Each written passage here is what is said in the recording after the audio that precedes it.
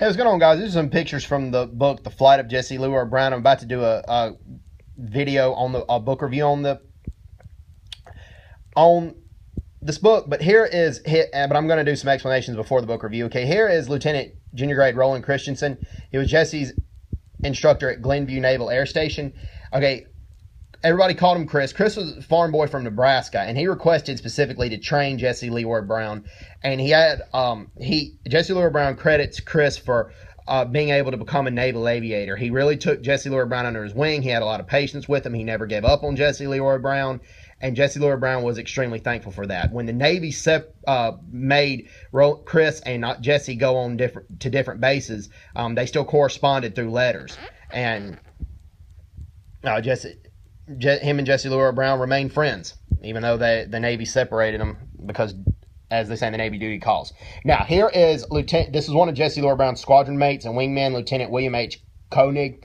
And he was from Iowa. He wanted to fly the Corsair. That was his plane. He wanted to fly the Corsair for the U.S. Navy ever since he was in high school.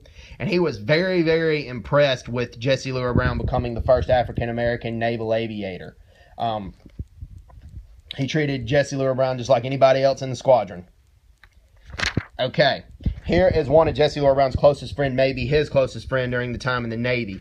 Here's Ensign Leland Nelson and his wife Leroy Nelson.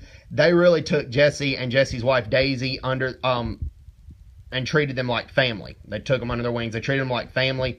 And anytime Jesse wrote to Daisy about how much he loved her, he would always talk about this marriage right here, and he was always and Daisy was impressed with the marriage as well. They were very impressed to see to see two people in love. Jesse and Daisy were just as much in love, and so was this couple. And when Jesse Leroy Brown passed away in the Korean War, December 4th, 1950, Leland Nelson went out to the deck of the USS Leyte, the ship they were both stationed on, and screamed and cursed in the air because Leland Nelson was so sad and upset that his close friend got killed. Okay, here's Thomas Hudner. He was one of Jesse Leroy Brown's wingmen. Thomas Hudner actually crash-landed his plane to try to save Jesse Leroy Brown. So Thomas Hudner's right there. Thomas Hudner was from Massachusetts. He grew up very privileged, very rich. His grandfather did not, though. His grandfather started selling fruits and vegetables out of a cart, and eventually that changed into a chain of grocery stores. So his grandfather worked his way to the top. And by the time Thomas Hudner's father was born, there was a lot of money. He went to a private preparatory school. Okay, here's Jesse Leroy Brown being sworn in as the first African-American naval aviator, as it says right here. Okay, and then here's Jesse Leroy Brown aboard the USS Leyte. The USS Leyte was the ship he was assigned to in the Korean War.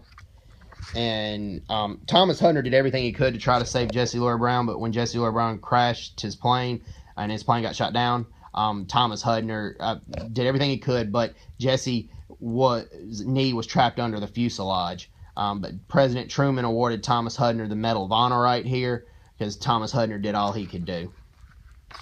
And then here's a picture of Jesse Leroy Brown graduating from Eureka High School. He graduated. He was a track star, and he ran track for Ohio State as well. He wanted to be like Jesse Owens in track. Jesse Owens won the 100 and 200 meter in the 1936 Olympics. Jesse Owens was an Olympic hero. And okay, all right, and again and then here is Addie next. Addie really that is Daisy's mother, Jesse's mother-in-law. Addie really liked Jesse and really admired Jesse for his hard work, his persistence, and his determination. And